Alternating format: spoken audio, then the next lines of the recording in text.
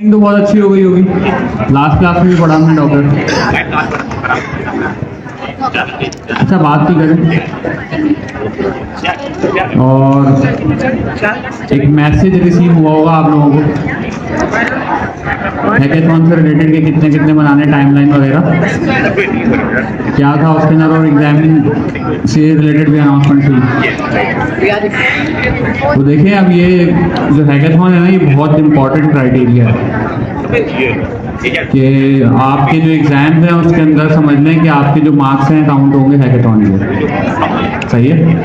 सो आप लोगों ने ये हैकेथॉन को प्रॉपर्ली करना है। ये हैकेथॉन देखने के लिए लग रहे हैं ये सिर्फ एक टू डू ऐप बना रहे हैं आप लोग, जहाँ जगह मिल रही है वहाँ पे बैठ जाएं।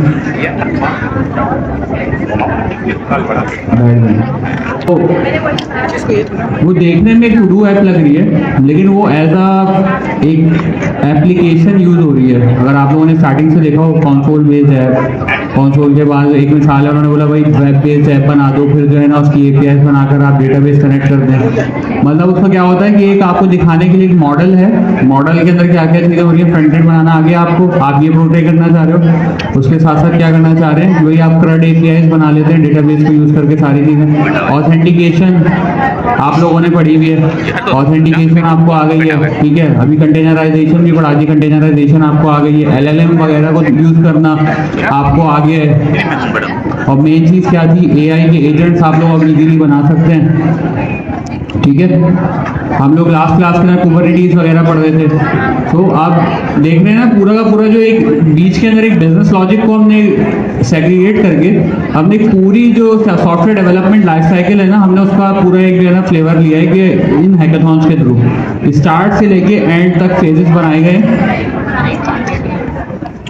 स्टार्ट से लेके एंड तक हम लोगों ने फेजेस बनाए हैं, और फेजेस बनाने के बाद क्या है, उसके अंदर हर चीज़ को इंक्लूड करते हुए कि जब भी आप कहीं पे काम करने के लिए जाएं तो ज़रूरी नहीं है कि एक एप्लीकेशन जो है वो जो आपने बनाई है वो सेम हो, टू डू ऐप ही हो या कोई और चीज़ हो, बट इसके अंदर एक जो मेन चीज़ होती है वो क्या होती है कि आपको एक पूरी लाइफ साइकिल का पता होना चाहिए, प्रोडक्ट कैसे इनिशिएट होता है, और इनिशिएट होने के बाद फुल फ्लैज जब डिप्लॉयमेंट उसकी होगी एंटरप्राइज ग्रेड प्रोडक्शन सिस्टम के अंदर, तो वो किस तरीके वहाँ तक कैसे पहुँचेगा।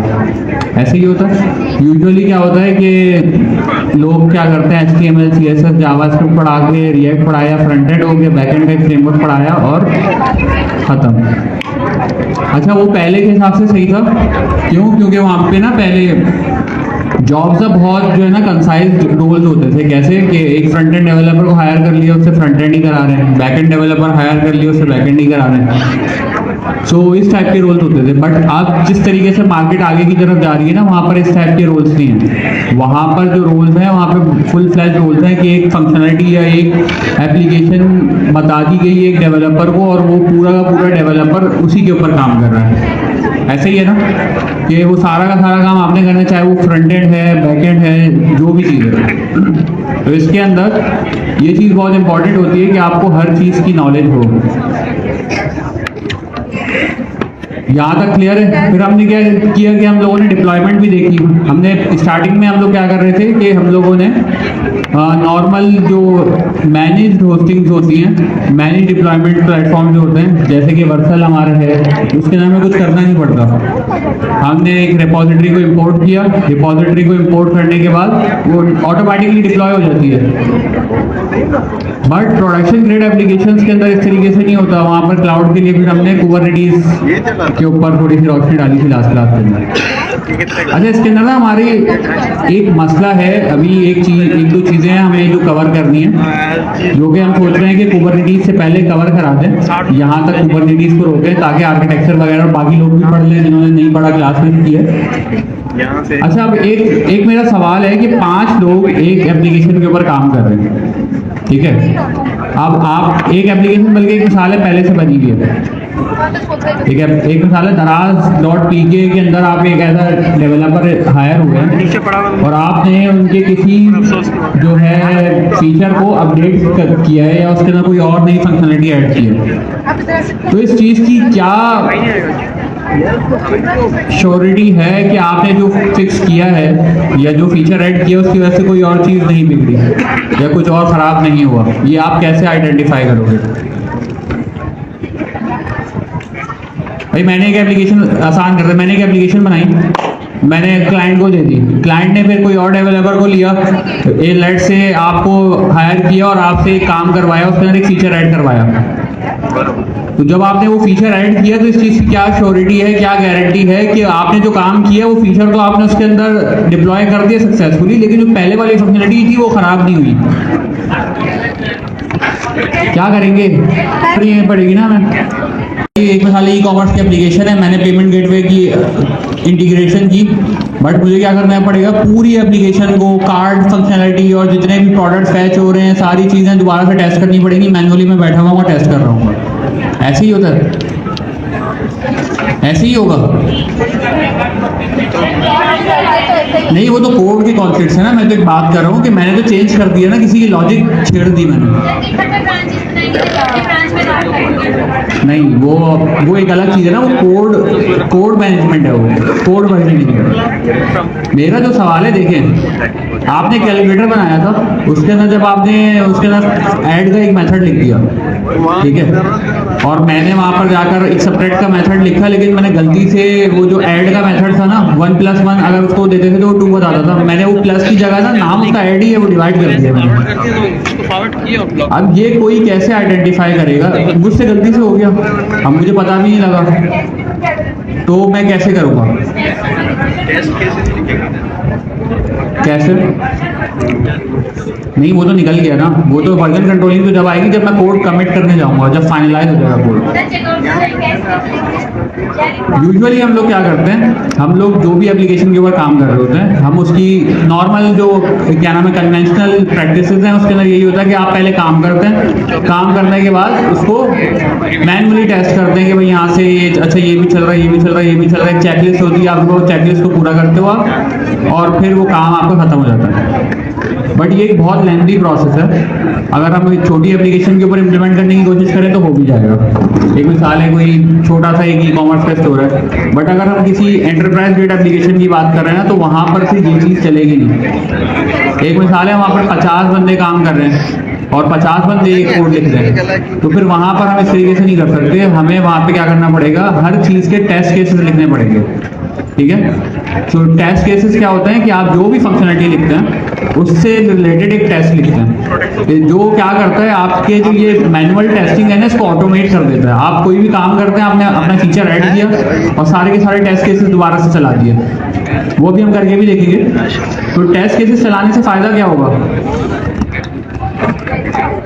अगर मैंने कोई काम जो नया किया है वो करते हुए पीछे का किसी भी लॉजिक को छेड़ा है, या कोई अगर मैंने अपने इंटेंशनली भी कोई लॉजिक चेंज किया है और वो किसी वजह से ब्रेक हो रहा है कोई कोड, तो वहाँ पर वो चीज़ को पकड़ देगा, ठीक है, वहाँ पर उसका टेस्ट फेल हो जाएगा जो मैंने लिखा था। यूजुअली कोई भी अगर आप एप्लीकेशन को देख रहे हैं, कोई भी कोड लिख रहे हैं, तो वो किसी ना किसी बिजनेस लॉजिक की बेस पे है ना। तो हम लोग टेस्ट ड्रिवन डेवलपमेंट में क्या करते हैं, जो भी लॉजिक लिख रहे हैं, जो भी एपीआई बना रहे हैं या कंपोनेंट बना रहे हैं रिएक्ट का या कुछ भी कर रहे हैं, उसका जो एक्सपेक्टेड आउटपुट होता है ना, उससे रिलेटेड एक टेस्ट लिखते हैं, ठीक है।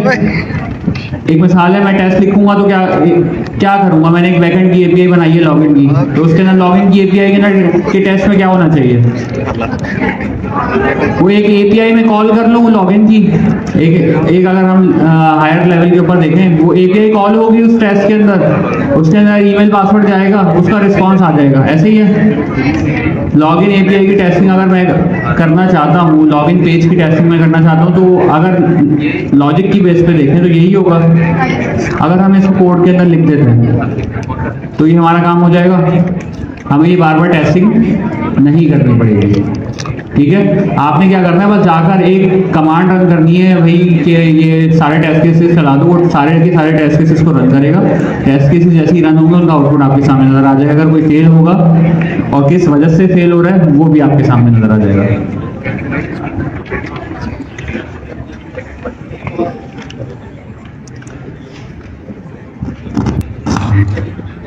अस्सलाम वालेकुम। उम्मीद है भाई आप लोग सब खैरियत से होंगे। और लास्ट क्लास का जो है आप लोगों को पता ही होगा, मैं अवेलेबल नहीं था, तबीयत ठीक नहीं थी मेरी, सरफात भी अवेलेबल नहीं थे, तो लास्ट क्लास की रिकॉर्डिंग तो मुझे मिल गई, माशाल्लाह से जो है कोऑर्डिनेटर्स ने बड़ा अच्छा लीड किया था। लेकिन आप लोगों से आज सोच के तो मैं आया था कि आज आप लोगों को ज़रा पकड़ूं, क्योंकि जब क्लास में पढ़ाई हो रही थी तो रिकॉर्डिंग में सबकी आवाज़ आ रही है,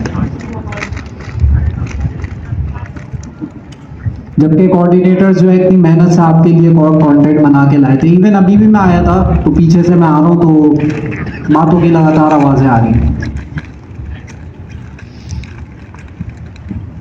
अगर आप में से किसी को नहीं पढ़ना, जैसे बहुत सारे लोगों को सच में नहीं पढ़ना, तो वो नहीं आए ना, नहीं तकलीफ ली, क्या इतना ट्रैफिक में आप लोग वो कर आए, यहाँ पर आके बैठे और आके फिर बातें करने लगे, तो फिर फायदा नहीं है ना, आपका ही नुकसान हो रहा है और दूसरे लोग भी डिस्टर्ब हो रहे हैं। जो पढ़ना चाह रहे हैं, जो आपके आसपास में बैठ के पढ़ना चाह रहे हैं, वो आपकी आवाज़ों की वजह से पढ़ नहीं पा रहे। तो ऐसा नहीं करें। आज अगर मेरा कंटेंट कम्युनिटीज़ होता तो लास्ट क्लास में जो भी हमने पढ़ा था उसके हवाले से सबको मैं पकड़ता, लेकिन आप लोगों की किस्मत अच्छी थी कि आज जो है हमारा कंटेंट, लास्ट हमारी मीटिंग हुई है, सर फाद ने कुछ बताई आप लोगों को कि हमारा जो कंटेंट है उसके अंदर कुछ चीज़ें हैं कम्युनिटीज़ कवर कराने से पहले, वो हमने पहले कवर करनी है, फिर हम कम्युनिटीज़ की तरफ जाएंगे। और उन चीज़ों को साथ साथ जैसे जैसे हम कवर करेंगे, हम अपना क्लाउड नेटिव जो है उसको नहीं छोड़ेंगे, वरना होगा ये कि जब तक हम कम्युनिटीज़ तक पहुंचेंगे तब तक आप बोलेंगे वो डॉकर क्या था, डॉकर भूल जाएंगे, इमेज भूल जाएंगे, कंटेनर भूल जाएंगे। तो उसको नहीं छोड़ना, क्योंकि पूरा कम्युनिटीज़ इसी पे बेस कर रहा है, क्लाउड नेटिव पे। तो क्लाउड नेटिव के अंदर हमारे पास डिप्लॉयमेंट भी आ जाती है और डेवलपमेंट भी आ जाती है। तो डेवलपमेंट के कुछ हमारे पार्ट्स हैं जो रह गए हैं, जो हम कम्युनिटीज़ से पहले करेंगे, और वो क्या क्या है, इनमें से एक ऑनलाइन सेशन भी हो रहा है आज, आप लोगों ने नहीं लिया, क्योंकि 8 बजे शुरू होगा ना, ठीक है 8 बजे शुरू होगा, तो आप लोग 9 बजे छुट्टी होगी, घर पहुँचते ही आप लोग अटेंड कर लेंगे। रिकॉर्डिंग 8 से 10 बजे तक है ना, खैर रिकॉर्डिंग मिल जाएगी आप लोगों को। तो आप लोग जो है क्या टॉपिक से वहाँ पे, ऑथेंटिकेशन, मिडिलवेयर, एपीआई राउट, तो ये आपके टॉपिक्स है जो कि हमने ऑथेंटिकेशन क्लास में करी थी, JWT बड़ी एक्सटेंसिवली देखा था, और हमारा एक टॉपिक रह गया था, मतलब हमने कर तो लिया था लेकिन हमने प्रैक्टिकली नहीं किया था, रेट लिमिटिंग का। बहुत आसान सी चीज़ है, वो हम देख लेंगे अभी। और उसके अलावा जो है हमारे पास टेस्टिंग एक हमारे पास बड़ा इंपॉर्टेंट टॉपिक है। और उसके बाद जो है हम ये करेंगे सरफाज कि हम जो है ना CI/CD पाइपलाइन बनाएंगे। और एक दफ़ा हमने रेलवे पे अपनी API डिप्लॉय करना सीखा था, तो रेलवे पे हमने कराया था, यहाँ से दानियल ने बनाई भी थी डॉक्यूमेंटेशन उसकी। आज हम पूरा CI/CD पाइपलाइन बनाएंगे। CI/CD पाइपलाइन का जिनको नहीं पता, अव्वल तो पता होना चाहिए, लेकिन ऐसा हो कि हम अपना फास्ट API का कोड गिटहब पे पुश करें, वहाँ से हमारा जो पुश हुआ हुआ कोड है वो ऑटोमेटिकली लाइव हो जाए। तो उसके लिए हम जो डिप्लॉयमेंट यूज़ करेंगे, मैं देख रहा था हगिंग फेस का जो स्पेसेस का एक फीचर है, अभी हम देखेंगे लॉगिन वगैरह करके, तो वो काफ़ी अच्छा है। तो आप लोगों ने पहले क्यों नहीं बताया जो फ्री में यूज़ कर रहे हैं? मैंने मना तो नहीं किया होगा, बता तो था मुझे हगिंग फेस में है डिप्लॉयमेंट का फीचर, लेकिन इतना अच्छा है मुझे ये नहीं पता था। 2 मिनट में हो गया था डिप्लॉय। मैंने कहा लो भाई, रेलवे पे हम कहाँ फंसे हुए थे,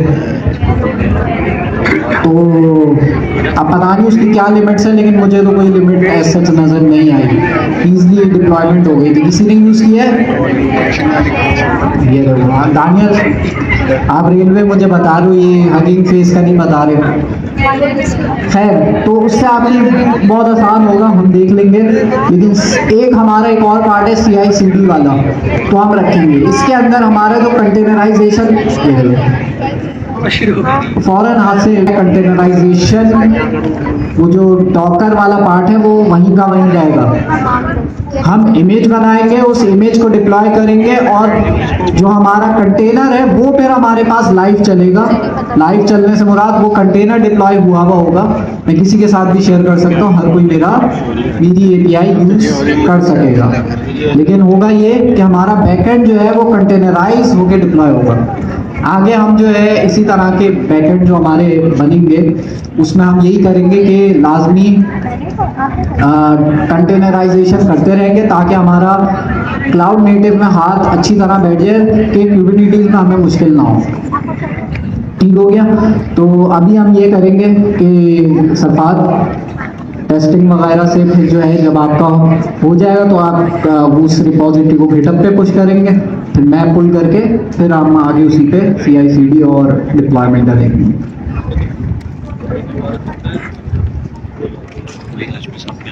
इसको जो है कुछ कहा था क्लास से आने से पहले, तो कोऑर्डिनेटर्स ने कुछ लिया, मेरे पास कोई रिपोर्ट देनी है तो अभी मैं नीचे आऊँगा तो आप लोग जो है मुझे बताएगा। ठीक है, मुझसे आगे मिल जाएगा। Thank you.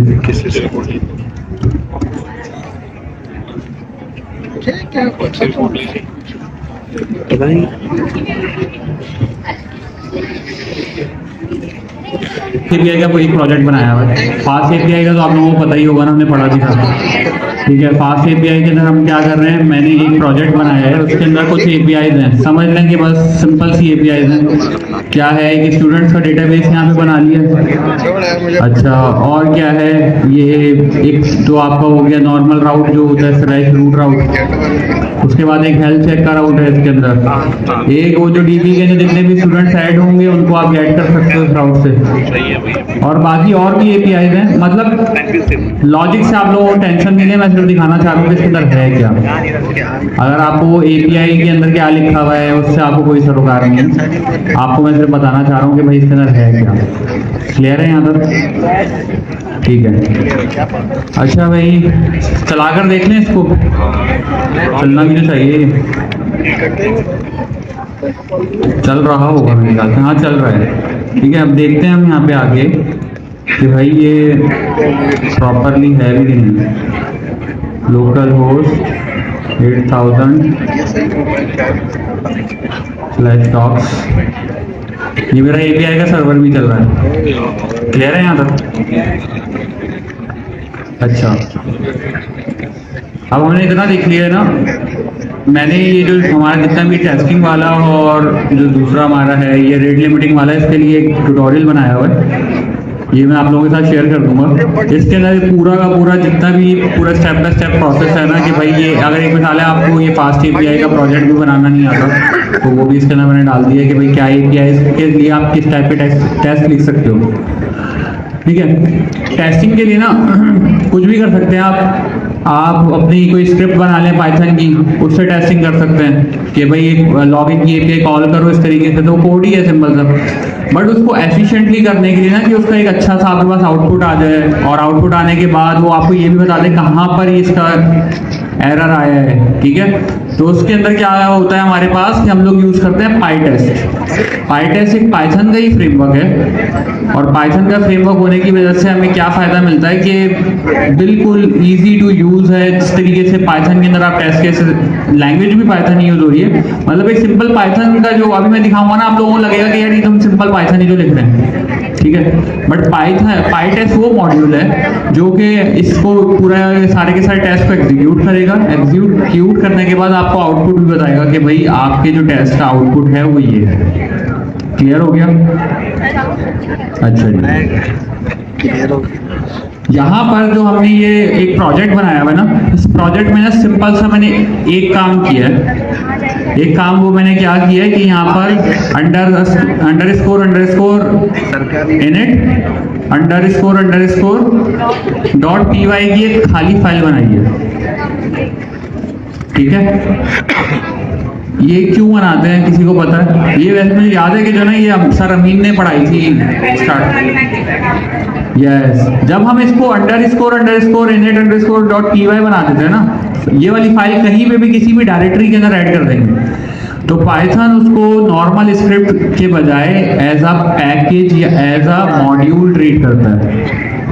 आप लोगों ने देखोगे ना एनपीएम के पैकेजेस बनाए थे हम लोगों ने क्वार्टर 1 के अंदर, है कैलकुलेटर बनाते थे तो उसके लिए डिफरेंट काम करते थे। तो पाइथन के अंदर ये वाली फाइल बना के हम क्या कर सकते हैं कि अब हमारा जो ये ऐप का जो ये फोल्डर है ना, ऐप की जो ये हमने डायरेक्टरी बनाई थी, अब क्या बन गया ये एक मॉड्यूल या एक पैकेज बन गया है। ठीक है, तो हमें जो हम आज तक जो भी फास्ट एपीआई को यूज करते हुए काम करते हुए हैं ना, वो सारा का सारा काम वैसा ही चलेगा। बस आपने आपका जो ये ऐप का फोल्डर है इसके ना ये वाली फाइल क्रिएट कर देनी, खाली छोड़ देना इसको इसके बाद। ठीक है, इसके अंदर कुछ भी हमें कोई कोड नहीं लिखना, कुछ भी नहीं करना। क्लियर है? अच्छा भाई, हमने एपीआई देख ली। एपीआई हमारे पास कौन कौन सी बनी हुई है? क्या चीज जी? पाईटेस्ट को ना, पाईटेस्ट जो आपके एप्लीकेशन को जब टेस्ट करता है ना तो उसको मॉड्यूल्स चाहिए होते हैं, पैकेजेस चाहिए होते हैं। पैकेजेस की फॉर्म में कोड जो होता है ना उसी को वो ट्रीट करता है, अदर देन दैट यूज नहीं करता। आपको पैकेज नहीं समझ में आया या ये समझ में आया कि हमने किया क्यों? अच्छा देखें, एक नॉर्मल कोड है। ठीक है, कोड के अंदर क्या होता है कि आपने एक फाइल बनाई .py की, उसके अंदर एक ऐड का फंक्शन लिखा, उसको चला दिया, स्क्रिप्ट रन कर दी। अब इसके अंदर क्या चीज़ है, उसके अंदर आप ना पाइथन को जब चलाने का बोलेंगे ना तो पूरी की पूरी स्क्रिप्ट रन होगी। एक मिसाल है कि स्क्रिप्ट के अंदर मैंने 50,000 लाइन की कोड लिखा और उसके अंदर 10,000 फंक्शन है मेरे। जब भी मैं उसको रन करूंगा और मुझे सिर्फ ये पता करना है ना कि भाई डेट बताओ मुझे, यूएस के अंदर अभी क्या डेट हो रही है। एक मिसाल है, मैंने एक फंक्शन लिखा हुआ है अमेरिका में क्या तारीख हो रही है ये लेके आओ, लेकिन वो क्या करेगा, वो सारे के सारे 10 के 10,000 फंक्शंस को रन करेगा।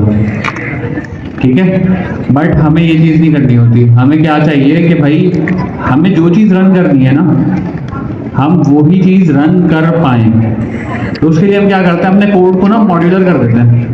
पाइथन को ये बताते हैं कि भाई ये एक मॉड्यूल है, ये एक पैकेज है, आप इसको ऐसे ट्रीट करो, आप इसको कोई स्क्रिप्ट नहीं समझो।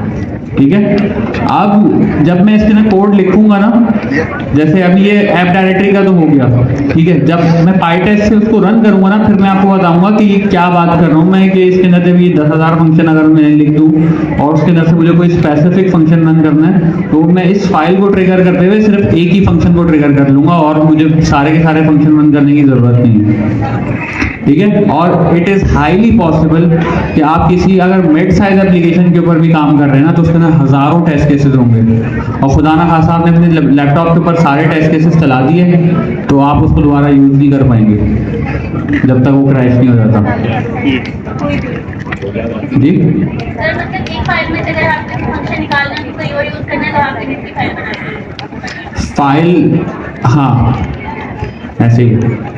ठीक है, अच्छा अब यहाँ पर क्या है हमारे पास, हमने इतना कर लिया, हमारा प्रोजेक्ट बना हुआ है, टेस्ट करके देख लिया हमारा एप्लीकेशन में क्या क्या हो रहा है।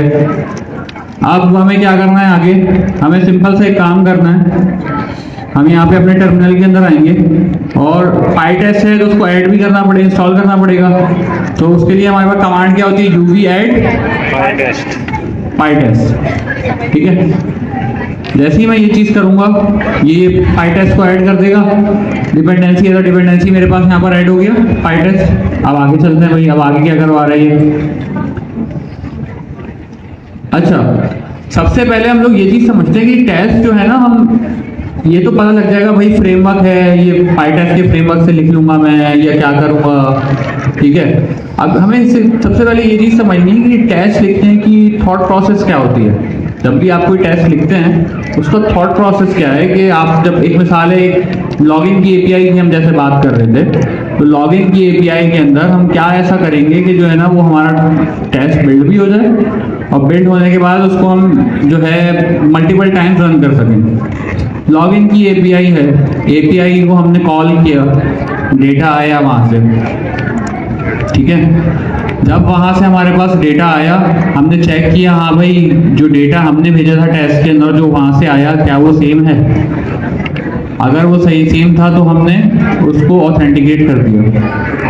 क्या इतना टेस्ट काफी था?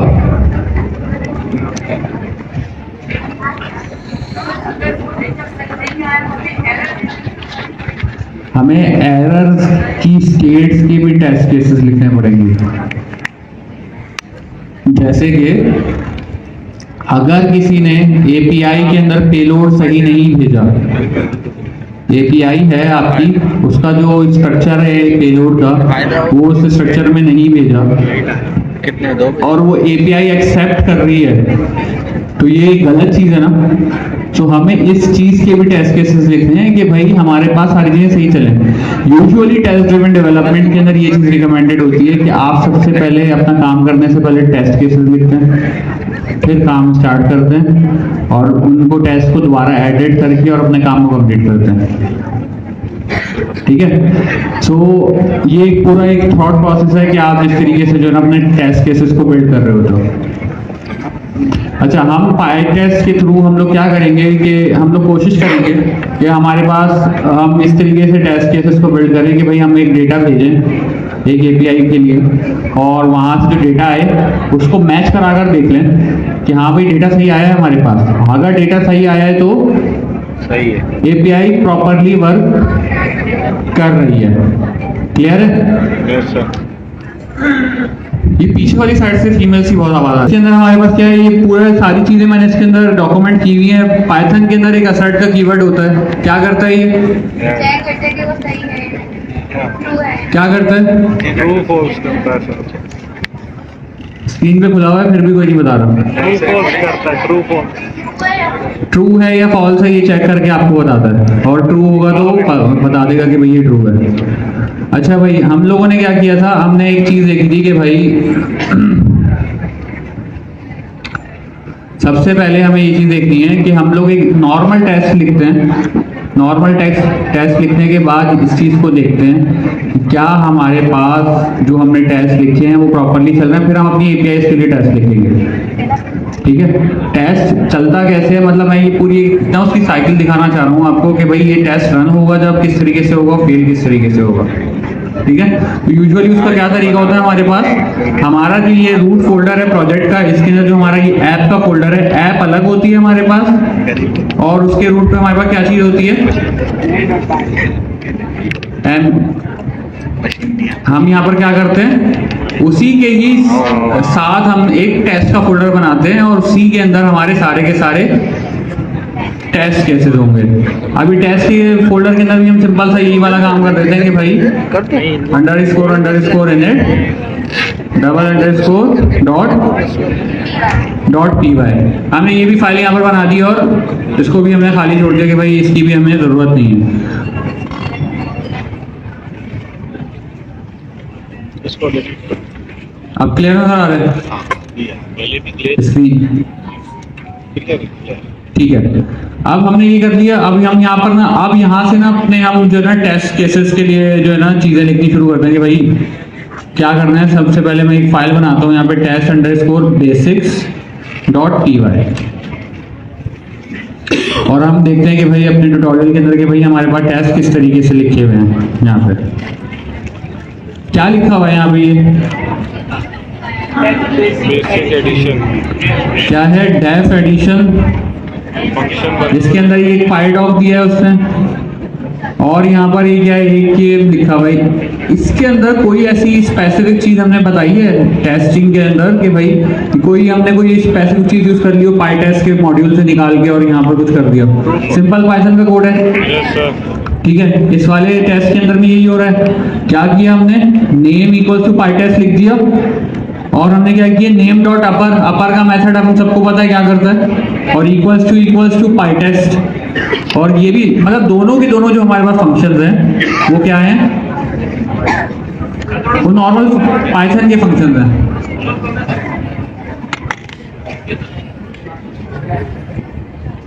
मतलब ये जो दोनों फंक्शन हमारे पास हैं ये प्योर पाइथन के फंक्शंस हैं। बस पाईटेस्ट के मॉड्यूल से हम क्या करेंगे, उसको रन करेंगे और वो सारे के सारे टेस्ट केसेस चला कर देखेंगे। ठीक है, हम देख लेते हैं भाई, इसको कॉपी कर लेते हैं और अपनी यहाँ पर आके फाइल के अंदर हमने ऐड कर दिया। ठीक है, समझ लें कि हमारे पास ये दो बेसिक से टेस्ट केसेस यहाँ पर आ गए। अच्छा भाई, अब चलते हैं आगे। अब आगे वो क्या बता रहे हैं यहाँ पर, भाई अब आपने टेस्ट केसेस बनाए हैं, अब आप इन टेस्ट केसेस को रन करो। तो रन करने के लिए मुझे क्या करना पड़ेगा? सबसे पहले मैं क्या बताऊंगा? पाई टेस्ट। पाई टेस्ट से कैसे? टेस्ट का जो मेरा डायरेक्टरी है उसके अंदर test underscore basics dot P Y, ठीक है, इसको बंद कर देते हैं यहाँ पे भी। क्लियर है यहाँ तक? अब देखते हैं कि भाई जैसे ही मैं एंटर करूंगा तो अब हमें पता लगेगा भाई क्या हो रहा है इसके अंदर। क्या हुआ मेरे पास कि भाई यहाँ पर उसने बताया कि दो टेस्ट केसेस उसने चलाए हैं और दोनों चलाने के बाद उसने क्या किया? पास कर दिया। दोनों के दोनों पास हो गए हैं। अभी हम उसकी लॉजिक के अंदर जाते हैं बाद में, पहले ये देखते हैं कि भाई पुरानी वाली कमांड के ऊपर ही दोबारा आते हैं, -v का एक टैग लगाते हैं इसके साथ। -v का क्या टैग होता है? ये सारी की सारी जो भी एक्टिविटी उसके साथ साथ कर रहा होता है ना, तो हमें वो भी दिखाता है कि अब इससे मुझे ये भी बता दिया है कि कौन कौन से वो टेस्ट केसेस थे जो पास हुए हैं, ठीक है। अगर अब मैं चाहूँ कि भाई मेरा कोई टेस्ट फेल हो जाए तो यहाँ पर मैं क्या कर सकता हूँ? मैं लिख दूँ यहाँ पे फहद, ठीक है। अब क्या होना चाहिए? टेस्ट पास होना चाहिए, फेल होना चाहिए? फेल होना चाहिए। अब ये हमें बताएगा कि भाई हमारे टेस्ट कौन सा पास हो रहा है, कौन सा फेल हो रहा है। इससे क्या बताया? बात फेल हो कि हमारा एक तो जो एडिशन वाला टेस्ट था वो क्या हुआ? हमारे पास पास हो गया, और उसके बाद दूसरा वाला जो टेस्ट हमारा है वो फेल हो गया। और जैसे मैंने आप लोगों को पहले बताया था कि ये आपको ये चीज़ बताता है कि आपका कौन सा टेस्ट केस फेल हुआ है, और उससे रिलेटेड पूरी चीज़ बता दी कि फेल कहाँ पे हुआ है। ये इस वाली लाइन पे फेल हुआ था ना, तो उसने बता दिया कि भाई यहाँ पर कुछ गड़बड़ हो गई है, अब आप इसको देख लो ज़रा, या डेटा सही नहीं आ रहा है या कोड खराब हो गया है, ठीक है। सो यहाँ तक तो ये चीज़ हो गई। अच्छा, अब हम लोग एक चीज़ और भी कह रहे थे कि भाई अगर मैं चाहूँ कि मैं सिर्फ कोई स्पेसिफिक टेस्ट चलाऊँ तो उसके लिए क्या करना पड़ेगा? पाई टेस्ट। सर ये काम तो हम पाई टेस्ट के बगैर सेट के कीवर्ड से भी कर सकते हैं। कौन से? ये जो काम अभी हमने किया ये पाई टेस्ट के बगैर भी तो हो सकता है। कौन सा? ये जो काम हमने किया हुआ है, हाँ वो हो जाएगा, बट उसके ना मसला क्या होगा कि वो जो आप काम कर रहे हो ना वो एक आपकी चीज़ फेल होगी और वो वहीं भी रुक जाएगा। इंटरप्रेटेड लैंग्वेज है ना पाइथन, वो वहाँ पर आएगा, फेल होगा और वहीं पे स्क्रिप्ट आपकी बंद हो जाएगी, ठीक है। तो हमने यहाँ पर अगर आप इस फाइल के अंदर भी देखें तो हमने फंक्शंस लिखे हैं, एग्जीक्यूट तो किया ही नहीं। अगर ये पाइथन के अंदर मुझे रन करने होते तो मुझे क्या करना पड़ता है? यहाँ पे ये टेस्ट ये वाला इस तरीके से कॉल भी करने पड़ते हैं ना, बट हमने कॉल नहीं किए हुए। हमने इनको ऐसे ही बनाकर ना पाई टेस्ट को दे दिया कि भाई आप जाओ खुद ही कॉल कर लो, ठीक है। वो खुद से इनको पढ़ भी रहा है और इनको एग्जीक्यूट भी कर रहा है, इनकी सारी प्रोसेसिंग को देख रहा है। प्रोसेसिंग देखने के बाद जो आउटपुट है उसके पास जो आ रहा है वो हमें आकर बता भी रहा है कि भाई ये चीज़ ऐसे परफॉर्म हुई थी, इसके अंदर ये एरर है, टेस्ट केस पास हुआ या फेल हुआ, जो भी उसका आउटपुट है वो सारी चीज़ें आपके पास आ गई, ठीक है। अब इसके अंदर जैसे दो टेस्ट केसेस थे ना मेरे पास, तो अब मैं क्या कर सकता हूँ कि भाई test basics dot P Y. अच्छा, अब यहाँ पर हमने अपनी फाइल का नाम बता दिया। अब हम अगर चाह रहे हैं ना कि कोई स्पेसिफिक टेस्ट केस रन कर लें, तो हम जैसे एक मिसाल टेस्ट एडिशन है, तो हम क्या करेंगे? दो दफ़ा हमने कॉलन लगाया और टेस्ट अंडरस्कोर एडिशन, ठीक है। जैसे ही हम इसको करते हैं रन, देखते हैं कि भाई क्या हुआ। एक सेकंड, सही नहीं हुआ, इसलिए सही फंक्शन नहीं। ओके।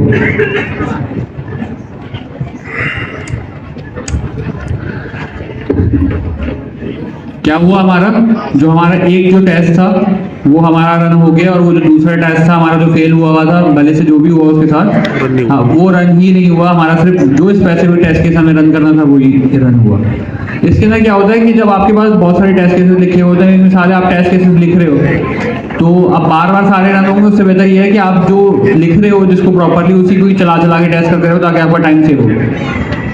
ठीक है, अब हमें क्या करना है, बात नहीं करिए मैं पढ़ने। आपने देखा होगा कि हमने ये पूरा का पूरा प्रोजेक्ट बनाया हुआ है। अब जो ये APIs हैं, हम इन APIs को टेस्ट करके देखते हैं कि भाई इन APIs को टेस्ट करके हमारे पास क्या चीज़ आएगी। खुशी है पागल मेरे तब से चले जो कोड में कोई एरर नहीं है, तभी एरर होगा, तो अदरवाइज नहीं करता।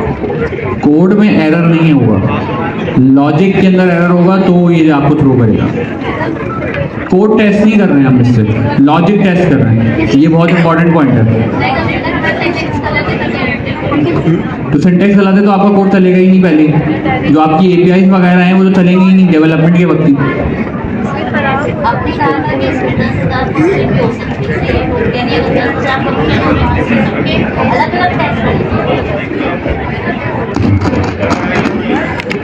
जी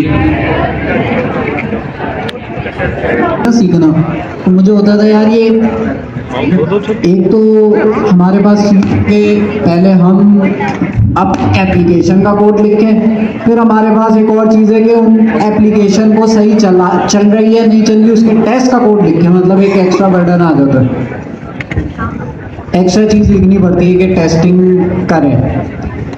और मुझे पहले ये नहीं समझ आता था कि टेस्टिंग का क्या फ़ायदा है, ये एक्स्ट्रा कोड ही लिखना पड़ रहा है। भाई हम चला के चेक तो कर रहे हैं कि जैसे मैंने लॉगिन साइनअप बनाया, मैंने चेक किया हाँ भाई लॉगिन साइनअप सही चल रहा है, ठीक है, तो अब उसका टेस्ट क्यों लिखने की ज़रूरत पड़ रही है? मैं डायरेक्ट लॉगिन साइनअप ऐसे क्लिक करके चेक करूँ हाँ सही है, ठीक है, सही तो चल रहा है, और उसको पब्लिश कर दूँ।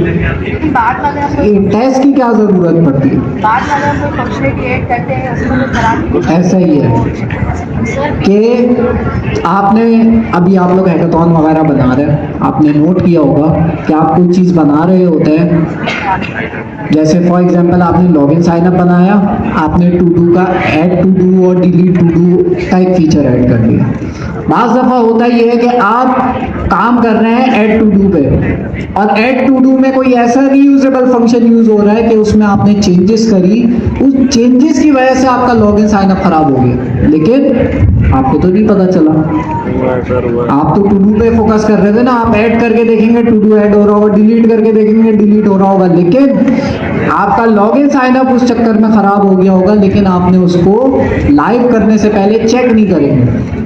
तो अमूमन ऐसे ही इतनी बड़ी एप्लीकेशन होती है, अब क्या हर दफ़ा पब्लिश करने से पहले पूरी एप्लीकेशन को टेस्ट करेंगे क्या मैनुअली?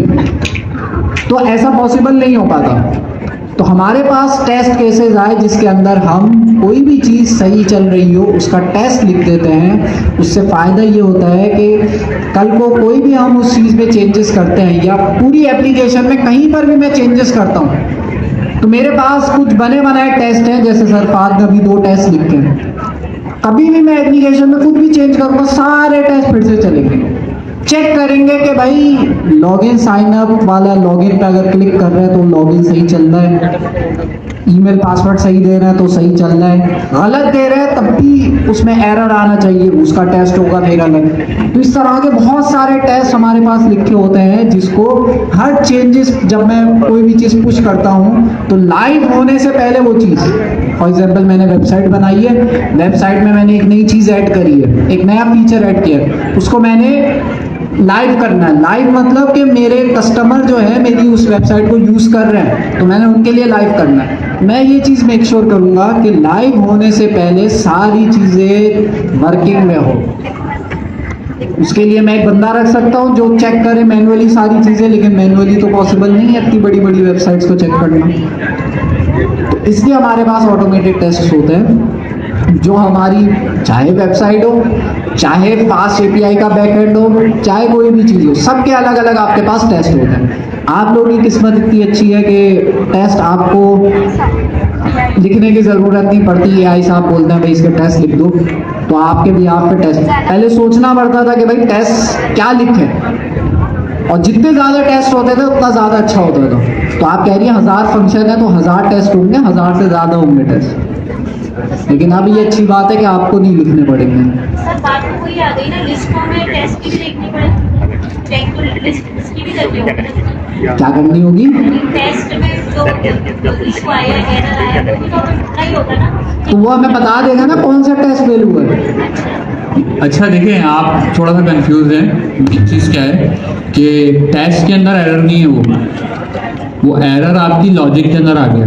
एक मिसाल है, मैं उसको बता रहा हूँ 1 + 1 = 2। जब भी आप ये फंक्शन चलाओगे आपके पास आउटपुट कितना आना चाहिए? 2। अगर आउटपुट इसके 2 के अलावा अगर कुछ भी आ रहा है तो अज्यूम ये नहीं किया जाएगा टेस्ट खराब है, अज्यूम ये किया जाएगा आपकी लॉजिक छिड़ गई है या ख़राब हो गई है। अब आपने उसको जाकर डिबग करना है कि आपकी एप्लीकेशन में क्या मसला आ गया। जैसे कि एक मिसाल है, आपने कोई पेमेंट गेटवे इंटीग्रेशन की हुई है और आपके किसी फ्रेंड ने जाके उसके अंदर एक रिफंड की फंक्शनैलिटी ऐड की। रिफंड हो जाता है ना ई कॉमर्स के अंदर। अब जब उसने रिफंड ऐड किया है तो ये चीज़ मेक श्योर होनी चाहिए कि जब उसने रिफंड ऐड किया है तो हमारा पेमेंट गेटवे जो पूरा का इंटीग्रेशन था पेमेंट का वो ख़राब ना हुआ उसके अंदर कुछ भी, ठीक है। और यूजुअली लोग क्या करते हैं, भाई मेरे पास इतना टाइम नहीं होता कि मैं एक पहले कोड भी करूं फिर सबका काम टेस्ट करूं कि भाई सबके काम के साथ मेरा काम सही टेस्ट चल रहा है कि नहीं चल रहा है। इसको हम कहते हैं इंटीग्रेशन टेस्टिंग, ठीक है। सो अगर काम चल रहा है नहीं चल रहा, भी जाकर मैं मैनुअली देखने से बेहतर है कि मैं टेस्ट केस लिख दूँ। अच्छा, जो बहुत सारी कंपनियां आपको ऐसी मिलेंगी, बहुत सारी क्या आपको 90% कंपनियां ऐसी मिलेंगी जो टेस्ट केसेस नहीं लिखती, ठीक है। और उनकी एप्लीकेशन में भर भर के फिर मसले आते हैं। वो क्यों आते हैं? वो अपने डेवलपर को बोलते हैं कि जो ना टेस्ट कर लो, डेवलपर बोलते हैं टेस्ट कर लिया, सर मैंने लेकिन किया नहीं होता उसने। मैंने ये पूछना था, अगर हमारी एप्लीकेशन चल रही है तो वहाँ पे एरर आती है, सही है, तो अगर हमें तो नहीं पता ना वहाँ एरर किस जगह आया है, तो फिर हमें पूरी टेस्ट केस पूरी चेक करनी होगी ना। एक मिसाल, आप ये पूछना चाह रहे हैं कि आपकी एप्लीकेशन चल रही थी उसके अंदर कोई एरर आ गया, हमें नहीं पता कहाँ आया है। हाँ, तो आप अपने टेस्ट रन कर दें, आपको पता लग जाएगा कहाँ पे एरर है। टेस्ट रन हो गया, उसमें आपके टेस्ट बता देंगे कहाँ पे मसला हो गया। पूरी लिस्ट उसकी टेस्ट की जो चल जी। रही है। सारे के सारे टेस्ट केसेस रन कर दें तो आपकी एप्लीकेशन में जो बग भी आई है ना वो भी आपको ये टेस्ट केसेस बता देंगे कि आपका वो टेस्ट फेल होगा, आपको समझ में आ जाएगा कि यहाँ पर कोई मसला है। या तो फिर आइदर क्या होता है कि डेटा में कोई चेंज हो गया है या तो किसी ने कोड चेंज कर दिया। यू होता है ना, आपने एक फंक्शन लिखा 1 + 1 = 2। अब क्या है, 1 की जगह वहाँ पर स्ट्रिंग के अंदर 1 कोई भेज रहा है तो एक ये मसला हो सकता है। दूसरा मसला क्या हो सकता है कि वो 1+ की जगह कोई माइनस मल्टीप्लाई लगा जाए तो आपकी लॉजिक खराब हो जाएगी, ठीक है। यहाँ तक क्लियर हो गया। अब जो हमारा अगला जो हमारा स्टेप है ना वो तो हमने नॉर्मली देख लिया है, पाईटेस्ट कैसे काम कर रहा है, सारी चीज़ें। अब हम देखते हैं कि भाई हम अपनी एप्लीकेशन की टेस्टिंग किस तरीके से कर रहे हैं। अच्छा, टेस्टिंग करने के लिए जैसे हमजा भाई ने बताया हम लोग खुद से कुछ भी नहीं लिखते। अच्छा, जैसे ये जितना भी ये वाइब इंजीनियरिंग का जितना भी वो चल रहा है ना, दौर आ रहा है और सारी चीज़ें लोग ज़्यादा से ज़्यादा इससे काम करा रहे हैं, इसके ना कुछ नुकसानात भी हैं। वो ये हैं कि ये कोड बहुत ज़्यादा चेंज करता है। आपने देखा होगा कि 3-3, 4-4 हज़ार लाइन का या तो कोड लिख देगा या तो 2-2, 3-3 हज़ार लाइन का कोड चेंज कर देगा। कोई पढ़ता है वो कोड? बहुत कम ऐसी पॉसिबिलिटी है कि कोई उस कोड को पढ़ता हो। ज़्यादातर लोग क्या करते हैं, कोड लिखवाया चलाकर टेस्ट करते हैं कि भाई एक मिसाल है, मैंने लॉगिन की API बनवाई, उसको बोला इंटीग्रेट भी कर दो, इंटीग्रेट करने के बाद लॉगिन फॉर्म पे जाकर मैं टेस्ट कर रहा हूँ। लोग ज़्यादातर कोड भी नहीं देखते। अब इसके अंदर उसने किसी ऐसी चीज़ को चेंज कर दिया जो कि पहले से ही चल रही थी, तो फिर वहाँ पर ये मसला आ सकता है। तो आज के दौर के अंदर ये एक बहुत बड़ी नीड बन गया है, क्योंकि AI जब कोड चेंज करती है वो बहुत ज़्यादा चेंज करती है, ठीक है। अच्छा, इसके अंदर ना 2 तरीके से टेस्ट लिखे जा सकते हैं, वैसे ही मैं थोड़ा सा बता दूँ आपको। अब एक API है, API जब आपने लिखी है, API के अंदर आपने बता दिया कि भाई ये वाली API को टेस्ट करना है, तो आपने एक सिंपल जो आज हम देखेंगे भी करके कि भाई एक API ली, पेलोड्स वगैरह पास किए, रिस्पॉन्स आया, API टेस्ट हो गई। बट API के अंदर भी मल्टीपल स्टेप्स है ना, स्टेप 1, स्टेप 2, स्टेप 3। जैसे कि एक मिसाल है आपकी लॉगिन की API है, जब हम ऑथेंटिकेशन पढ़ रहे थे तो वो एक टोकन जनरेट करके भेजता है। ठीक है, तो वो एक स्टेप है। तो ये जो हमारे स्टेप्स हैं ना, इनके अलग से भी हम टेस्ट केसेस लिख सकते हैं। जरूरी नहीं है 1000 एपीआई हैं तो 1000 टेस्ट होंगे, एक एपीआई के 10 टेस्ट भी हो सकते हैं, 20 टेस्ट भी हो सकते हैं। सो ये ऐसे होता है, ठीक है। अच्छा, अब हम लोगों ने क्या करना था, हमारे पास फास्ट एपीआई के अंदर ना उन्होंने एक टेस्ट क्लाइंट के नाम से एक मेथड दिया हुआ है। ये क्या करता है, ये हमें एपीआई कॉल करने का जो है ना एक चीज प्रोवाइड करता है विदाउट कोई भी सर्वर चलाए। कैसे, जैसे हमें कोई भी एपीआई कॉल करनी है, एपीआई कॉल करने के लिए या तो फिर हमें कोई ना कोई चीज इंस्टॉल करनी पड़ेगी। जैसे यूजुअली आपने देखा हो कर्ल के नाम से टूल होता है, उससे आप जो है अपनी एपीआई को टेस्ट कर सकते हो। अगर आपको कोई डेस्कटॉप एप्लीकेशन क्लाइंट है तो पोस्टमैन आपने देखा होगा, पोस्टमैन के थ्रू आप रन कर सकते हो, ठीक है।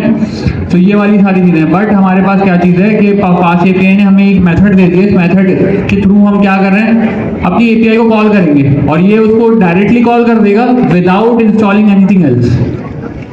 ठीक है, यहाँ तक क्लियर है। उसके बाद जो नीचे क्या लिखा हुआ है हमारा ऐप डॉट मेन, ठीक है, इंपोर्ट हमने क्या किया उसमें से ऐप को किया। अब आप ये फायदा देख रहे हो कि वो जो हम लोगों ने उसको मॉड्यूल बनाया था, मॉड्यूल बनाते हुए हमने क्या किया, पूरे उसको मॉड्यूल बना दिया। वो जो मेरी मेन की जो फाइल है ना main.py, उसके अंदर से सिर्फ मैं ऐप को निकाल के लाया हूँ, बाकी सारी चीजें वहीं पे पड़ी हुई हैं, राउट्स वगैरह को नहीं लेके आया हूँ। ठीक है, तो ये मॉड्यूलर बनाने से ना ये फायदा हो जाता है कि आप किसी भी चीज को कैसे भी पकड़ के इंपोर्ट कर सकते हो। अच्छा, उसके नीचे हमने यहाँ पर क्या किया, client equals to test client, और उसको हमने वो वाली ऐप प्रोवाइड कर दी। ठीक है, तो हम लोग ये काम करते हैं कि सबसे पहले यहाँ पर एक फाइल बनाते हैं और उसका नाम रखते हैं test_main.py, ऐसे ही होगा। हमने यहाँ पे फाइल बना दी। अच्छा, फाइल बन गई, फाइल बनने के बाद हमने ये कोड वहां पर पहुंचा दिया। अब आगे चलो भाई। अच्छा भाई, अब हमें क्या करना है, हमारा जो एंड पॉइंट है, एंड पॉइंट को टेस्ट करने के लिए हमें क्या करना है, कोई ना कोई टेस्ट लिखना है। तो अब यहाँ पर इससे क्या किया हुआ है, अब ये देखिए टेस्ट को पढ़े हुए हम बात कर रहे थे ना, एपीआई के अंदर पेलोड भेजेंगे, सारी चीजें होंगी। तो यहाँ पर उसने क्या किया, टेस्ट रीड राउट। क्या कह रहा है ये भाई, जो हमारा स्लैश राउट होता है, स्लैश राउट को टेस्ट करने के लिए हमने क्या टेस्ट लिखा, रिस्पॉन्स इक्वल्स टू क्लाइंट कौन सा था, ये जो अभी हमने ऊपर क्रिएट किया है ना, यहाँ पर ये जो क्लाइंट क्रिएट किया है इसके अंदर हमने क्या किया, क्लाइंट डॉट गेट। गेट के मेथड से हम क्या कर रहे हैं, एपीआई को कॉल कर रहे हैं। ये एक्सियोस की तरह है, और वो जो हम फैच का जो मेथड यूज करते थे ना जावास्क्रिप्ट के अंदर, तो समझ लें कि अब ये क्लाइंट जो है ये वही चीज बन चुकी है।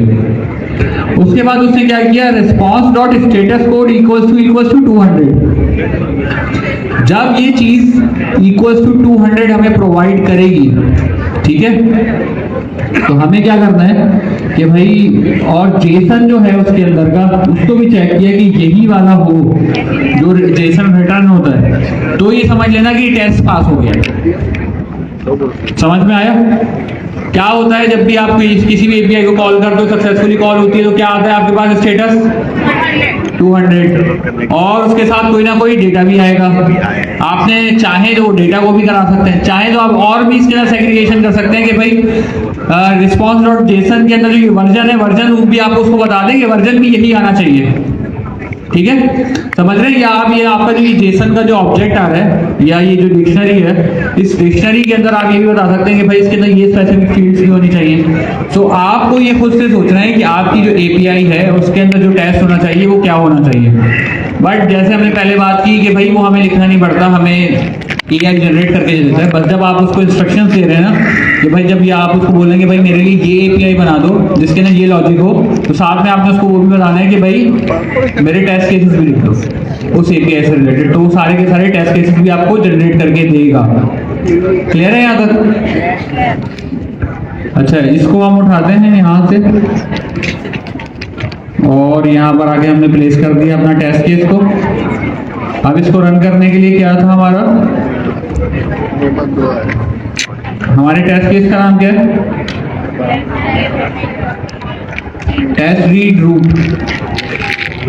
तो हमने क्या बताया, पाई टेस्ट। उसके बाद हम क्या बताते हैं, डायरेक्टरी कहाँ पे, फिर test_main.py फाइल का नाम, उसके बाद हमने ये 2 कॉलम लगा के क्या बता दिया इसको, test underscore read root. -e से क्या होता है, वो सारी की सारी एग्जीक्यूशन भी आपको बता देगा क्या क्या उसने चलाया, क्या किया क्या नहीं किया। इसको मैंने जैसे ही रन किया तो इसने इसको चलाया है एपीआई को प्रॉपरली, और फिर हमें जो है वो सारी की सारी चीजें रिटर्न की हैं। ठीक है, तो हमारा ये वाला जो टेस्ट था ये भी हमारे पास हो चुका है।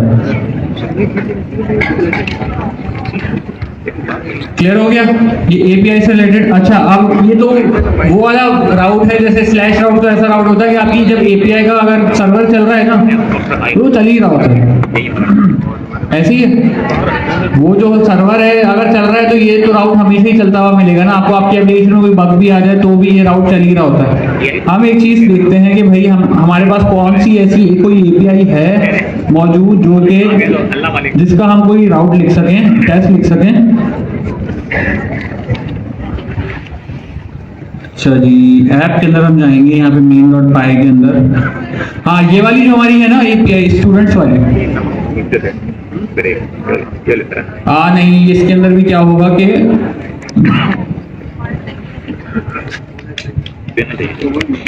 हमारी कौन सी एपीआई ऐसी है जिसका मैं टेस्ट आपको चला कर दिखाऊं।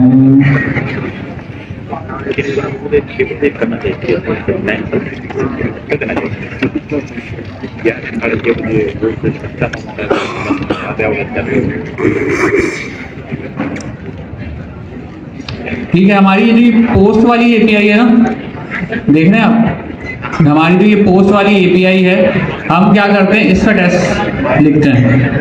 इसके अंदर क्या हो रहा है हमारे पास, कोई बता सकता है? हम लोग क्या कर रहे हैं भाई, स्टेटस कोड 201 रिटर्न कर रहे हैं। 201 कब रिटर्न करते हैं? जब भी हमने कोई ना कोई डेटाबेस के अंदर क्रिएट किया हो, कोई भी रिकॉर्ड क्रिएट किया हो या कोई फाइल ऐड करवाई हो, तो हम वहां से रिटर्न करते हैं 201। ठीक है, 201 रिटर्न करने का मकसद ये होता है कि भाई डेटा क्रिएट हो गया। 200 का मतलब क्या होता है? ओके। अच्छा, अब हमारे पास इस एपीआई के अंदर क्या है कि भाई हमने भाई इसको बता दिया कि ये हमारा एक ऑब्जेक्ट है, हमने इसको डेटा बनाकर दे दिया। डेटा कहाँ से आ रहा है? हमारे पास यहाँ से हमारे पेलोड के अंदर डेटा आएगा। हमने एक ऑब्जेक्ट बनाया, हमारा स्टूडेंट डीबी का जो एक ऊपर एरे बना हुआ है उसके अंदर एक डिक्शनरी को ऐड कर दिया। नेक्स्ट आईडी को +1 करके स्टूडेंट का जो डेटा था वो रिटर्न कर दिया। सिंपल सी एक एपीआई बनी हुई है। इसका टेस्ट देख लेते हैं। अब आपको तो पता क्या भाई इसके टेस्ट कहाँ है? टेस्ट कहाँ है? ये रहा इसका टेस्ट, ये रहा। अच्छा भाई, इसके टेस्ट के अंदर हमने क्या किया हुआ है, क्रिएट स्टूडेंट डेटा। हमने बताया कि भाई जो टेस्ट में पेलोड के अंदर भेजना है डेटा, सबसे पहले हमने वो डेटा क्रिएट किया। फिर उसके बाद हमने क्या किया हमने इस लाइन पे, इस लाइन के ऊपर हमने अपनी एपीआई को कॉल किया और उसको वो जेसन के फॉर्म के अंदर वो वाला डेटा प्रोवाइड कर दिया। और अब हम वेट कर रहे हैं रिस्पांस के अंदर हमारे पास क्या चीज़ आती है। अच्छा, जैसे ही हमारे पास रिस्पांस आया तो सबसे पहले हमने क्या चीज़ चेक की, 201। अभी जो मैं थोड़ी देर पहले बात कर रहा था ना आप लोगों से कि भाई डेटा के अंदर भी आप मजीद सेग्रीगेशन कर सकते हैं कि what should be your logic for testing, कि आपने ये देख लिया कि भाई जो मैंने नेम भेजा था वापसी जो डेटा आया उसमें नेम वही आया है या कुछ और हो गया है। ठीक है, कोई लॉजिक तो नहीं छिड़ गई है। मैं यहाँ से भेज रहा हूँ फहाद, वहाँ से आ रहा है कुछ और। एज मैं भेज रहा हूँ यहाँ से 20, वहाँ से आती है 25। तो ये वाली जितनी भी चीज़ें, तो हमने हर चीज़ के लिए जो भी मोस्ट पॉसिबल चीज़ थी उस हर चीज़ का एक चेक इसके अंदर लगा दिया। अच्छा, जैसे ही हमने इसके अंदर एक चेक लगाया है तो अब हम देख लेते हैं कि भाई इससे हमारा फ़ायदा क्या होगा। इस टेस्ट को भी ऐड कर लेते हैं अपनी फाइल में।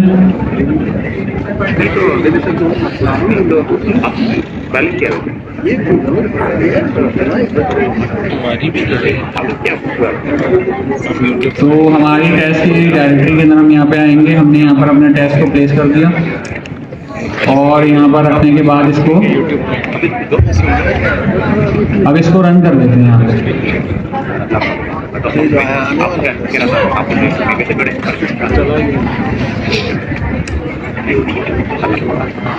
रन करने के लिए हमने क्या किया यहाँ पे, सिंपल सा है, हमारी एपीआई रन हुई और क्या बताया इसने, डायरेक्टली नॉट फाउंड।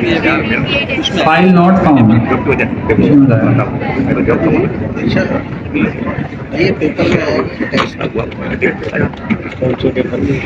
हमने इसको लिखा कहाँ पे,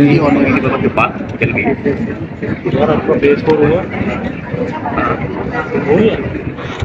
खुद लिखते हैं हमारे पाई टेस्ट के बाद टेस्ट, ऐसे ही है ना, टेस्ट है, अच्छा, slash test underscore main dot py colon हमारी टेस्ट केस का नाम। अब चलना चाहिए, अब चल गया, तो क्या होगा हमारे पास, हमारा जो ये टेस्ट केस था ये वाला भी चल गया।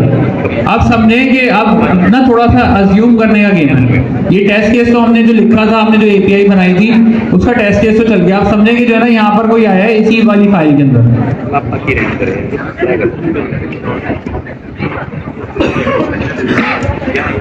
इस वाली फाइल के अंदर कोई आया है। अब ना यहाँ पर ना कोई किसी ने ये वाली एपीआई बनाई है, ठीक है।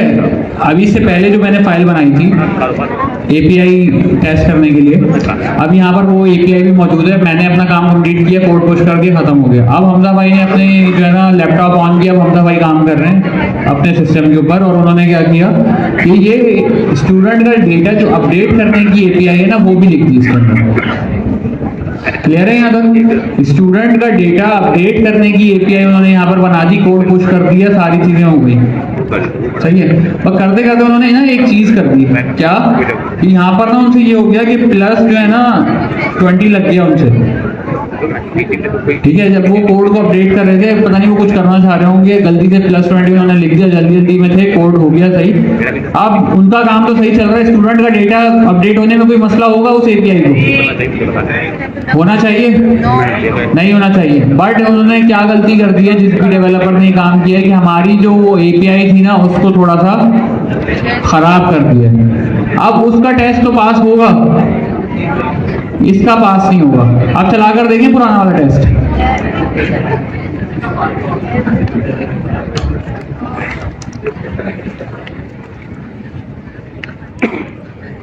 क्यों फेल हुआ?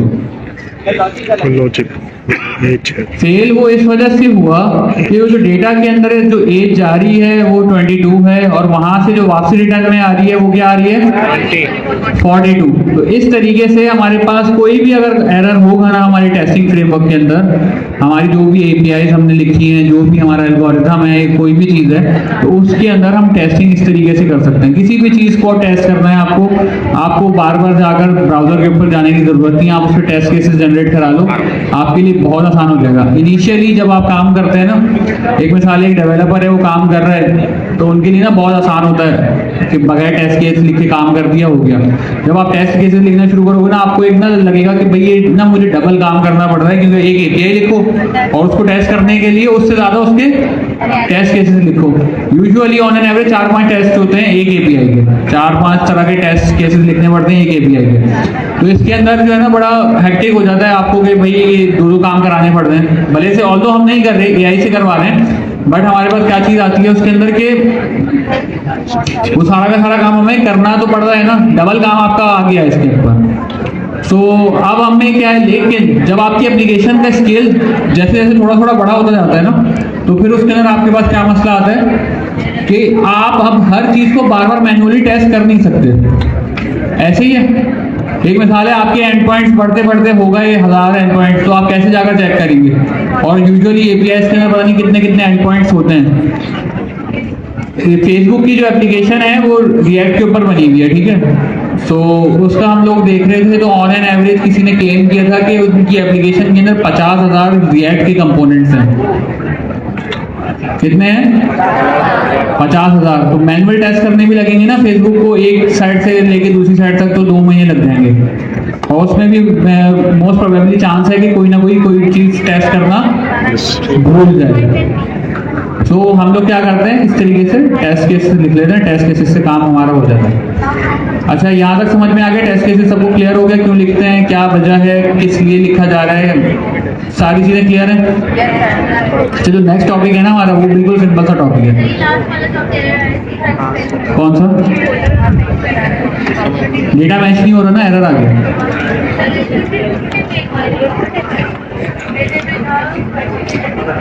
वो पोस्ट के लिए जो एपीआई है हमारी, डेटा पुट वाली कॉल नहीं की है मैंने, पोस्ट वाली का टेस्ट फेल हुआ है, पुट वाली का तो टेस्ट मैंने लिखा ही नहीं था। ये किसका टेस्ट फेल हुआ है यहाँ पे? क्या नाम है टेस्ट का? Test create student. क्रिएट करके वो जो डेटा रिटर्न वापसी भेजते हैं ना, तो डेटा गलत आ रहा है तो वो उसका टेस्ट फेल हो गया। फिर डेटा सही आना चाहिए था, जो डेटा भेजा है डेटा वही आना चाहिए था। और स्टेटस कोड भी अगर कुछ गलत आएगा तो भी वो एरर दे देगा, भाई स्टेटस कोड ही सही नहीं आ रहा आपका। एक मिसाल है, एपीआई चली ही नहीं, आपने उसको कॉल किया, एपीआई का आ गया इंटरनल सर्वर 500, तो भी टेस्ट फेल हो जाएगा। तो ये वो सारी चीज़ें जिसके बेसिस के ऊपर जब आप ये टेस्ट लिखने शुरू हो गए तो फिर आपको ये सारी चीज़ें क्लियर होती चली जाएंगी कि भाई क्यों हम लोग लिख रहे हैं, क्या चीज़ हो रही है। ठीक है, अभी राइट नाउ अभी तक हम लोगों ने जितनी भी एपीआई बनाई है ना, फास्ट एपीआई को यूज़ करके हमें हमारे जितने भी प्रोजेक्ट्स हैं, आपको ये सारी चीज़ें बहुत अच्छे से पता होंगी कि जब भी हम लोग कोई भी एप्लीकेशन को डिप्लॉय कर रहे हैं तो उसकी कोई ना कोई डिप्लॉयमेंट यहाँ पे हुई हुई है, तो वो किसी ना किसी क्लाउड के ऊपर हुई हुई है, और क्लाउड आपसे चार्ज करता है पैसे। ठीक है, तो जब क्लाउड आपसे कोई ना कोई पैसे चार्ज कर रहा है, तो अब एक मिसाल है कि वो इस तरीके से है कि आपने यहाँ से कोई कॉल की, एक मिसाल है अभी मैंने जैसे ही टेस्ट चलाया था, या मैं आपकी वेबसाइट के ऊपर आता हूँ और लॉगिन के लिए आईडी पासवर्ड डाला, एंटर किया, जैसे ही मेरी रिक्वेस्ट गई है क्लाउड के ऊपर, तो क्लाउड की रिसोर्सेज यूज हुई हैं। ठीक है, अब एक मिसाल है कि मैं बार बार बैठ जाऊँ वहाँ पर ना, बैठ के बटन दबाता रहूँ, या मैं क्या करूँ कि जो है ना आपकी एप्लीकेशन के ऊपर कोई ना कोई इस तरीके की एक्टिविटी ऐड करूँगे, बहुत सारी ट्रैफिक आपकी एप्लीकेशन में भेजूँ, तो उससे क्या आता है, आपकी एप्लीकेशन जो है ना लैग होना शुरू हो जाएगी, हैंग होकर क्रैश हो जाएगी। और दूसरा मसला क्या होगा आपके लिए कि आपकी जो रिसोर्सेज हैं वो क्या हो रही हैं, सारी की सारी रिसोर्सेज वेस्ट हो रही है, क्योंकि नॉर्मल बंदा तो कोई यूज़ कर ही नहीं रहा, कोई आपकी एप्लीकेशन को मिसयूज़ कर रहा है। यूजुअली ये वाला काम किया जाता है कि भाई कंपेटिटर की वेबसाइट है, अच्छा वेबसाइट बना के उड़ा दो। क्या किया, एक फंक्शन लिखा और उसको ना 1 मिलियन के लूप के अंदर चला दिया एपीआई कॉल करके उसके अंदर, ऐसा हो सकता है। तो उसके अंदर क्या होगा कि उसकी रिसोर्सेज, अभी जैसे वर्सल है, वर्सल का बिल भरने लग जाएगा, उसकी एप्लीकेशन डाउन नहीं होगी, उसका जो है ना बिल आ जाएगा $4-5 हज़ार का, इस तरीके की चीज़ें होने लगेंगी। तो हम लोग इस चीज़ के लिए क्या करते हैं कि जब भी आप कोई भी ऐसी सस्पिशियस एक्टिविटी देखें तो हम अपनी एप्लीकेशन को उस बंदे को नहीं यूज़ करने देते। क्लियर है यहाँ तक? तो ना यूज़ करने देने के लिए हम लोग क्या चीज़ करते हैं, उसका नाम है रेट लिमिटिंग। रेट लिमिटिंग से क्या होता है, आपकी एक एपीआई है, वो नॉर्मली जैसे चल रही होती है वैसे ही चलती है, ठीक है, बट हम उसके अंदर एक पैरामीटर डिफाइन कर देते हैं कि भाई अगर ये बंदा आपकी एप्लीकेशन पे कोई भी बंदा आ रहा है, तो वो उस एपीआई को या उस एप्लीकेशन को 1 सेकंड के अंदर या 1 मिनट के अंदर या 10 मिनट के अंदर या 1 घंटे के अंदर सिर्फ इतनी ही बार यूज़ कर सके। जैसे आपके पास चैट जीपीटी अगर आप फ्री वाला यूज़ कर रहे हो तो होता है ना कि टोकन आपके एक्सपायर हो गए, आप जो है ना 3 घंटे के बाद आना, ऐसे होता है। क्रेडिट्स एक्सपायर हो गए 3 घंटे के बाद, अब आपकी क्रेडिट जो है ना दोबारा रीलोड जो होंगे वो 3 घंटे के बाद होंगे। तो उन्होंने क्या किया हुआ है, एक लिमिट लगाई हुई है फ्री यूजर्स के लिए कि भाई आप सिर्फ इतना ही यूज़ कर सकते हो, अगर आपको इससे ज़्यादा यूज़ करना है तो पेड सब ले लो। लेकिन हम जो रेट लिमिटिंग लगा रहे हैं, आप इसलिए लगा रहे हैं कि कोई भी हमारी एपीआई को मिस यूज़ ना करे। डॉस अटैक हो गए या साइबर, ये सिक्योरिटी से रिलेटेड होता है कि आप अपनी एप्लीकेशन को जो है सिक्योर करते हो, वो इस तरीके की सस्पिशियस एक्टिविटी आपकी एप्लीकेशन के साथ ना हो। ठीक है, तो उसके लिए हमारे पास एक फ्रेमवर्क है called slow API. Slow API एक पैकेज है जो कि आपको ये फैसिलिटी प्रोवाइड करता है कि बहुत ही मिनिमल तरीके से आप अपनी एपीआई के ऊपर रेट लिमिटिंग लगा सको। ठीक है, तो अभी तक मैं जितना कोड लिखा है ना, अभी हमने यहाँ पे इसी कोड के अंदर टेस्ट केसेस लिख दिए। अब मैं कोशिश करता हूँ कि भाई मैं इसी कोड के अंदर ना टेस्ट केसेस तो इसके अंदर रेट लिमिटिंग लगा दूँ। ठीक है। सर एक बात पूछना है कि हम जब रेंडर या रेलवे पर अपना पैकेज जो है वो डिप्लॉय करते हैं तो उसके फ्री वर्जन में एक इशू आता है कि जब तक उसे इन्वोक ना, जब से हम इन्वोक करते हैं ना काफ़ी देर बाद, तो वो थोड़ा टाइम लेता है, उसका कोई सॉल्यूशन? वो टाइम वो लेगा टाइम, क्योंकि वो फ्री वर्जन है, उन्होंने डेडिकेटेड रिसोर्स आपके लिए एलोकेट नहीं किया वो। तो हबीब फेस पे जो बताया था वो भी ऐसा ही मैंने यूज़ नहीं किया हबीब फेस वाला। फ्री वाले जितने भी होते हैं उनके सबके अंदर आपको ना ये वाला, इसको कोल्ड स्टार्ट कहते हैं, कोल्ड स्टार्ट इशू होता है। कोल्ड स्टार्ट इशू क्या होता है, जब थोड़ी देर के बाद, इसका नाम ऐसा रखा गया कि सर्दियों में गाड़ी बाहर खड़ी कर दो, जब आप सुबह जाते हैं ना गाड़ी को स्टार्ट करना है फर्स्ट टाइम में, तो स्टार्ट होने में हल्का सा वो बोलता है पहले सेल्फ पे स्टार्ट नहीं होती, तो 2-3 सेल्फ के बाद जाकर स्टार्ट होती है कार, और बाकी एक दफ़ा स्टार्ट हो गई तो फिर पूरा दिन आपको वो हाफ सेल्फ के ऊपर कार स्टार्ट हो जाती है। तो इसीलिए इसका इशू का नाम रखा गया कोल्ड स्टार्ट। जब आप उसको हिट करते हैं तो वो पहली दफ़ा में ना बहुत टाइम लगाता है, या पहली दफ़ा में लोड ही नहीं होता, फेल हो जाता है। फिर जब आप उसको दूसरी दफ़ा करते हैं ना तो फिर वो आपका वहाँ पर लोड हो जाता है। ठीक है, तो ये ज़्यादातर इन लोगों ने या तो सर्वरलेस वाली जितनी भी हैं उन्होंने लगाई हुई है, या आप जहाँ पर भी फ्री कोई भी चीज़ यूज़ करोगे तो वहाँ पर ये चीज़ आपको लगी भी मिलेगी उनकी तरफ से, ताकि उनकी रिसोर्सेज वेस्ट ना हो। तो इसका कोई सॉल्यूशन नहीं है, आपको पे कर दें और पे करके यूज़ करेंगे तो वो आपका यहाँ पे बिल्कुल परफेक्टली चलेगा। ठीक है, अच्छा, अब रेट लिमिटिंग के लिए हम लोगों ने स्लो एपीआई को यूज़ करना है। स्लो एपीआई को यूज़ करने के लिए उसको हमें ऐड करना पड़ेगा, तो स्लो SLOW स्लो एपीआई ये फ्रेमवर्क यूज करेंगे, तो इसको हम ऐड कर लेते हैं अपने प्रोजेक्ट के अंदर। ठीक है, जैसे ही मैंने क्या किया, UV ऐड स्लो एपीआई। अब वापसी आ जाते हैं हम। अब ना यहाँ पर और भी मैंने चीज़ें लिखी हुई हैं इसके अंदर, ये जो हमारा ट्यूटोरियल है ये आप लोग पढ़ लीजिएगा, लेकिन हमारा जो टेस्टिंग से रिलेटेड था वो सब हो गया। अब हम इसके अंदर जाते हैं कि भाई देखते हैं और नीचे चलते हैं रेट लिमिटिंग पे।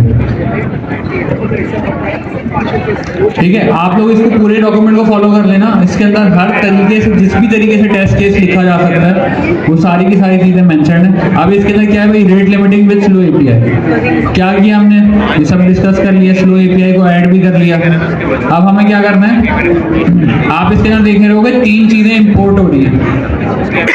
पहली चीज क्या है, from slow API import limiter, rate limiter, exceed handler, इनका, और उसके बाद 2 चीजें और रिमोट ऐड हो रही हैं। मेन जो चीज है ना वो कौन सी चीज है, ये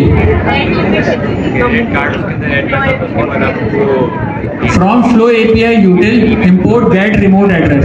ये मेथड मैं आपको सिर्फ डिफाइन करना चाहूंगा, इसका बाकी सारी की सारी चीजें बिल्कुल नॉर्मल है, उसको नहीं भी पता हो तो कोई चीज नहीं। आप किसी को आइडेंटिफाई कैसे करोगे कि ये बंदा जो है ये बार बार आ रहा है आपकी एप्लीकेशन के ऊपर,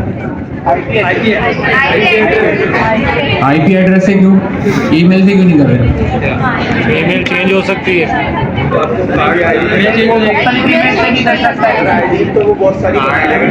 ईमेल से कर सकते हैं ना हम। तो एक मिसाल है, हमारे पास एक ईमेल आ रही है बार बार, तो हमजा भाई बार बार जो है ना बैठे हुए अबाउट अस का पेज रिफ्रेश कर रहे हैं, तो हमारे, और अगर लॉगिन हुए हुए तो हम रोक सकते हैं।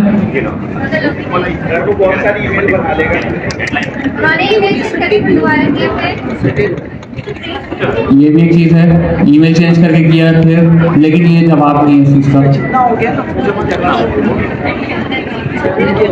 देखें, हम अपनी एप्लीकेशन को ना बचा रहे हैं किसी चीज़ से। एक चीज़ के ऊपर, किसी चीज़ के ऊपर शील्ड बनाई है, तो अगर हम कोई, एक मिसाल है, उसके ऊपर कोई पत्थर फेंकते हैं तो वो पत्थर उस शील्ड को लग के गिर जाए, ना कि उस चीज़ को लग के बाहर गिरे। सो ये जो हमारी जो रेट लिमिटिंग होती है ना, हमारी एप्लीकेशन के बाहर होती है।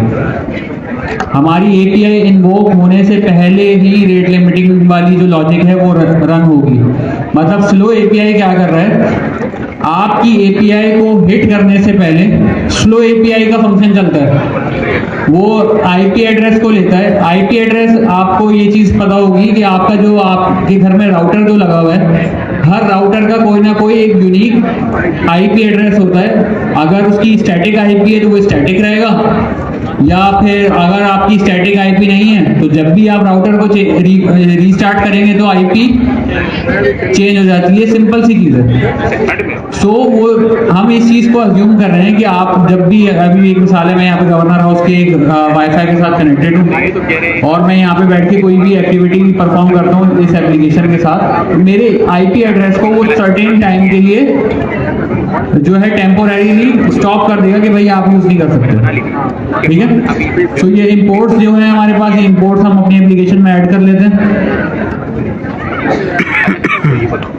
कि अगर मैं तो पूरा लगा दूँ तो क्या फिर कल ये तीनों इंपोर्ट्स आ गई हमारे पास।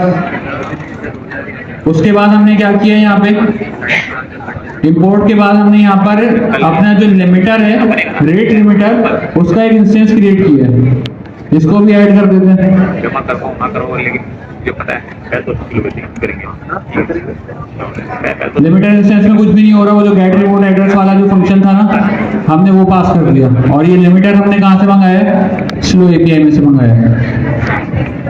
ठीक है, उसके बाद हम क्या कर रहे हैं,